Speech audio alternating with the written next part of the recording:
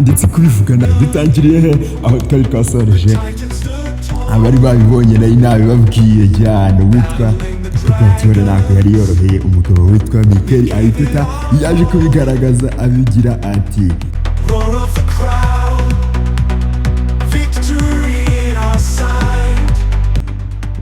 nitwaye igikombe ibindi byose tuzabivugana mu wundi mwaka utaha ariko nanjye sinzi ko muri hano ngaha nzahamara imyaka myinshi ndetse n'uwo bita pepe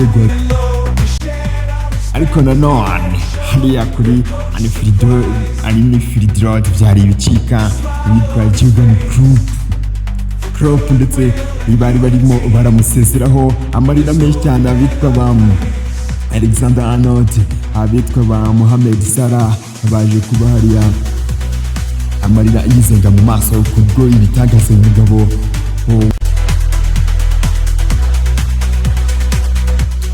Klop ni umugabo avuye mu ikipe hariya mu gihugu cy'Ubudage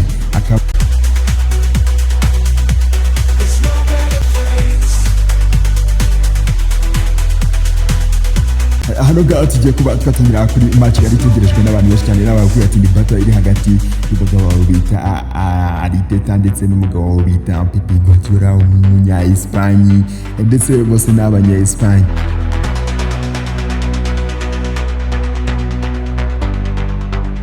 Kugeza ku munsi wa nyuma yari amanota abiri y'ikibiragiro amanota 58 ikipe ya Manchester City ndetse amanota 86 ikipe ya Arsenal kumenya kabiri n'ikipe ya Arsenal yasabwaga kuba yatsinda ariko nanone igategereza ikipe ya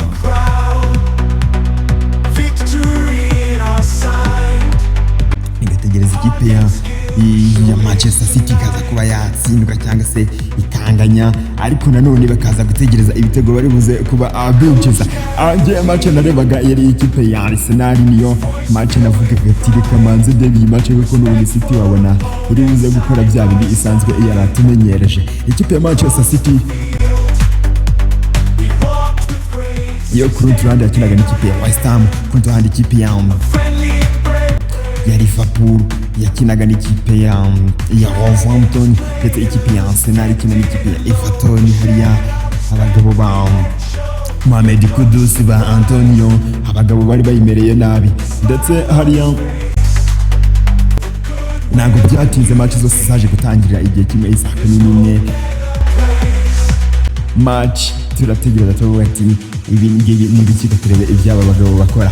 Je ndimo ndire ikipe ya Manchester ikipe ya Arsenal ndetse n'ikipe ya Everton hariya ikipe ya Arsenal ku munota hariya ku munota wa 40 hariya match yatangiye tuvuga tuti abagabo biri buze kugenda gute hariya kuri Sky Sport bagenda bakonekta bakuramo Man City bashiramo ukuntu bajya babigenza igitego cyajyamo hariya murabizi babikorera rimwe hariya technology saradisize Idris Ganake hariya ku minota 40 atereka igitego ku munota wa mbere hariya turavuga tuti Ganake atereka igitego ariko hariya ku munota wa 9 witwa Foden ku rundi ruhande kuri Man City hariya ndetse n'ikipe ya West Ham yateretse igitego ku munota wa 9 hariya avuga ati n'ubundi abafana b'ikipe ya Manchester City bavuga ati n'ubundi niwe wacu. Umunota wa 9 ugiye ku rundi ruhande ikipe ya Arsenal ikipe ya Everton ku munota bageze ku minota 40 niho igitego cyabonetse.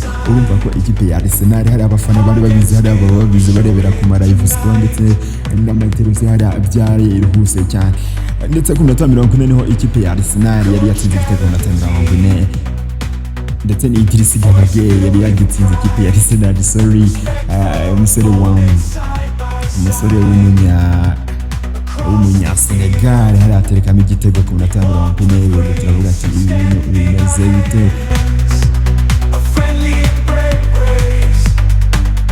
ndetse uwitwa Tomiyasu aza ayishira igitego hano ngaha bajya kuruhuka ari igitego kimwe kuri kimwe ndetse ku minota 43 witwa Tomiyasu aza atsinda igitego kuri pasi ya Martin Odegaard hariya igice cya mbere kirangira gutyo turavuga tuti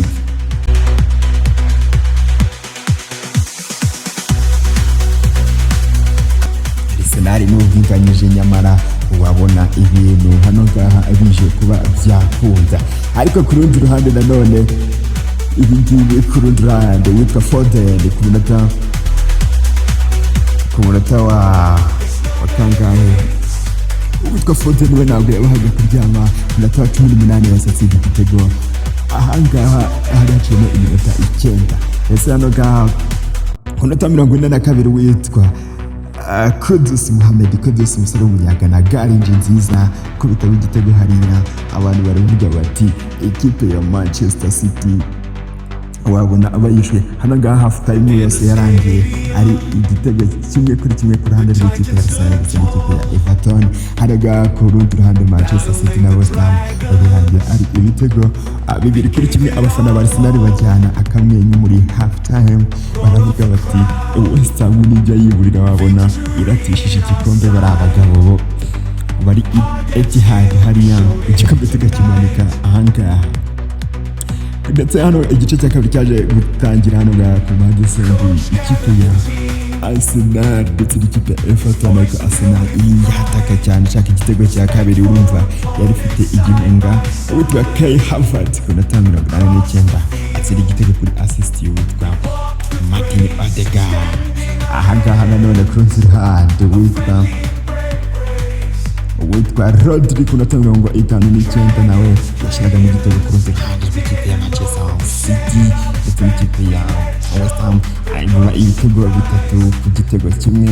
Ahangaha Rodri yatsinze igitego kuri assist witwa Bernardo Silva ya Portugal umeze neza ku bitarakantu muri box. Abakinnyi b'ikipe ya West Ham ntibamenya uko bigenze. Ndetse hano ngaha ku munota 88 w'ikipe ya West Ham yaje kuba itsinda igitego icyo umusore bita ngo Soseke yaje kuba atsinda igitego. Ariko nanone bagiye kuri VAR baracyanga kuko yari yagitsindishije akaboko Thomas Soseke ndetse igitego cye baje kuba abacyanga. Ariko nanone match irangira gutyo, match zombi zirangira gutyo. Abafana b'ikipe ya Manchester City bose bahita gusura ikibuga, hari abastewards abarinde ikibuga babasubisayo. Ariko nanone ari nako ku rundi ruhande rw'ikipe ya Arsenal abasore nk'abasaka bicaye mu kibuga. Arteta nawe niyabyumva aravuga bati ibi bintu ntago tubyumva neza cyane ukuntu igikombe kiguca mu myanya y'intoki gutya. Arteta avuza gufata bikora avuga ati ibi byose ni ukubera mwebwe mwatukinyuma mukizera ko dushoboye kandi ibyiza biracyari imbere. Tuzabasha kuba twategura neza umwaka utaha na staff yacu, abakinnyi ndetse n'ubuyobozi n'ubutujya inyuma byose tuzabikora n'abafana muzagumye mu dushyigikira. Mikel Arteta ndetse ahangaha ikipe ya Manchester City itwara igikombe gutyo ku munota byanyuze ku munota nyine wa nyuma wumva umunsi wa nyuma wa shampiyona bagihanganye. Ahangaha ikipe ya Manchester City yese ikora record yo gutwara ibikombe 4 yikurikiranya imyaka ine yikurikiranya ica ku ikipe nka za aho ahangaha mu gihugu cy'Ubwongereza amakipe yari agifite inshuro nyinshi, yari ikipe zari zigiye zigifite inshuro 3 numva n'ikipe ya Manchester City yari irimo. Hano ngaha turatangiye mu mwaka wa 1924 kugeza mu mwaka wa 1926 Huddersfield Town yaje kuba igitwara inshuro 3 zikurikiranya. Arsenal mbere mu 1993 kugeza 1995 ari nako ikipe ya Arsenal guhera mu mwaka wa 1933 kugeza mu mwaka wa 1935 yatwaye mo ibikombe 3 bikurikiranya. Liverpool nayo ni ikipe nayo yabikoze 1982 kugeza 1984 twaramo ibikombe 3. Manchester United nayo ni ikipe y'ibikombe 1989 kugeza 2000 yari yababeze neza. Barongera babikora nanone mu mwaka wa 2007 kugera mu mwaka wa 2009. Ahangaha nibo batwaye ibikombe ndetse n'ikipe ya Manchester City nayo yari irimo ifite ibikombe 3 yaje kuba ibacaho ikwara saison 4 zikurikiranya. Ni Manchester City hano ngaha yakoze agahigo gakomeye cyane ariko nanone se tukavuga tuti ikipe ya Arsenal yazisiki Arsenal witwa Pepe Guardiola amaze kumenya ngo aha niyo gutakaza igikombe niyo kugitwara aho uyu mugabo yatoza ikipe ya Yagambaniwe FC Barcelona agaza gutoza n'ikipe ya Manchester City ari ikipe zose aba azi aho urugamba rukomeye. Uyu mugoroba navuga ko yari yabanjemo abahungu be bose b'inkorokoro yarabanjemo witwa Doku, abafana bahoraga bamuzimira bati witwa Doku kubera iki agakina Doku aje gutanga akazi kanakomeye. Ariko nanone hari mu gihugu cy'Ubwongereza ni ibyishimo byari byinshi ku bafana b'ikipe ya Manchester City ndetse n'abakinnyi b'ikipe ya Manchester City, abayobozi babo ibiki byose babikusanya babishyira ahagaragara ndetse no ku mateleviziyo agiye atandukanye yitwa Sky Sports ishoka mu kibuga bafata wita Kevin De Bruyne ndetse na Bernardo Silva babaza ati bimeze bite, babaza witwa De Bruyne bavuga ati ni muri izi sezo zose ni izihe zabagoye, ni izihe sezo wavuga ngo murangiza muri mwari mufite ubwoba. Witwa Kevin De Bruyne avuga ati iyi sezo rwose iyi sezo njye niyo navuga muri sezo zose twakinnye twajyaga gukina muri vestiaire tuvuga tuti ibi bintu ntabwo byoroshye habe na gatoya. Ni sezo aba bagabo b'ikipe ya Liverpool ndetse n'ikipe ya Arsenal baduhaye challenge, baduha buri kimwe cyose cyo kuba wabona abakompetita baguhereza kuba wagira ubwoba muri wowe. Ndetse ngo witwa Bernardo Silva nawe aravuga ati rwose niba wajyaga ubireba hano ngaha amajini y'amanota 2 ndetse n'inota rimwe bwakushize imyaka myinshi cyane ndetse tujya ku mwanya wa mbere dusimburana inota rimwe dusimburana ndetse ni shampiyona yatugoye. Bernardo Silva aravuga ati jewe kuri njyewe ibi bintu nibyo agaciro kuri njyewe. Agarwa ikipe ya Liverpool witwa kapitene ndetse n'uyu mugabo ntabwo ese witwa Kawaka niwe waje kuzana igikombe, hari abakimuhaye terura yishima aravuga ati njyewe umwe kuri nzira handi ari mu gihugu cy'Ubwongereza cyo urumva ibintu byakaze byasusoye igikombe cyawe cyo Manchester City inshuro enye yikurikiranya. Abo bagabo rwose baravuga bati yitwa TNT yari ni televiziyo y'igihugu cya Brazil bafata witwa barimo barakiranye witwa Edison Moraes bavuga utundi kuki witwa Pepe Guardiola kuri baci yanyu batamushyizemo witwa Edison Moraes yari ariko nyine abakabara muri festival witwa aba bagabo ba Haranti bari bafite inzoga barimo baranywa bajya guserebura bishimye cyane. Ariko aba bagabo bo muri Brazil nyine urabona n'ibindi bavuga bati uyu mugabo wacu Edison Moraes katugire akantu tumuvugaho niwe umuzamu wa mbere w'ikipe ya Manchester City. Ariko nanone ku rundi ruhande mu gihugu cy'Ubutaliyani naho ibintu byakomeye cyane witwa Romelu Lukaku n'amabulingiri yarayafashe ikipe ya AS Roma gutsinda igitego kimwe abatsinda ikipe.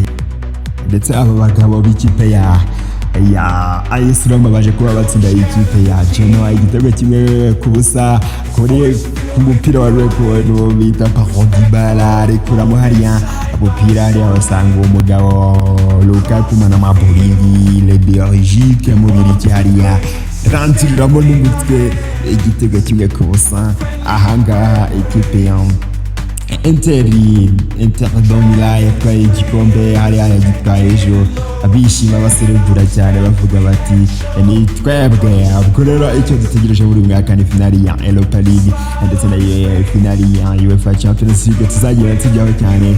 Njyewe nababwira ngo ndiyemeza kamakada bogas byose ni kuri Max kora subscribe ndetse ukanda share ibintu byose commenting wicyo ushaka kuvuga ati ahangaha abaturyohereje cyangwa se nababihirije nabyo birashoboka kubera ko whatever you text whatever you want ushobora kwandika ibyo ushaka hano ngaha natwe cyangwa se baradukunze naho ngiye nkabwira ndi emizo kama kawaida